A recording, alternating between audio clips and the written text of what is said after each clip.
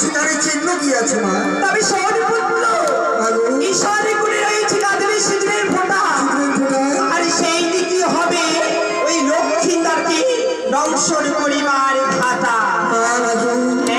আর একটি কথা বল পুত্র, ওই ছিদ্র অন্য ঘরে সুতোর সঞ্চয় দিয়ে আমি আমার গোটা দেহ নিয়ে কি করে প্রবেশ করবো মা? ওরে পুত্র, ওই লৌহদণ্ড ঘরে পাশে গিয়ে তুই আমার নাম স্মরণ করবি, আর তবেই তোর গোটা দেহ সুতোর সঞ্চয় হয়ে যাবে। আর একটি কথা মা, ওই লক্ষ্মীন্দরকে দর্শন করার মতো বিষ আমার কাছে যে নেই।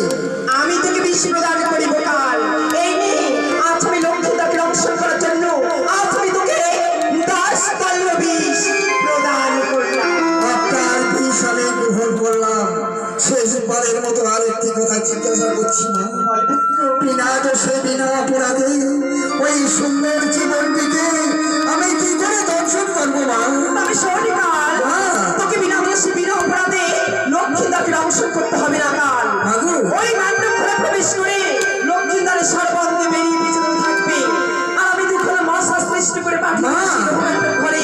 সেই মশাকে লক্ষ্মীদারকে কামড় দিবে, আর সেই কামড়ের আঘাতে লক্ষ্মীদার তোমায় পাদাঘাত করবে, আর সেই অপরাধে ওই লক্ষ্মীদারকে তুমি দংশন করবে কাল। আপনার আদেশ আমার সুরাজ্য তাই কর পুত্র। আপনার আশীর্বাদ মাথায় নিয়ে এই মুহূর্তে ছুড়ে চললাম আমি লক্ষ্মীন্দরকে দর্শন করতে। ওই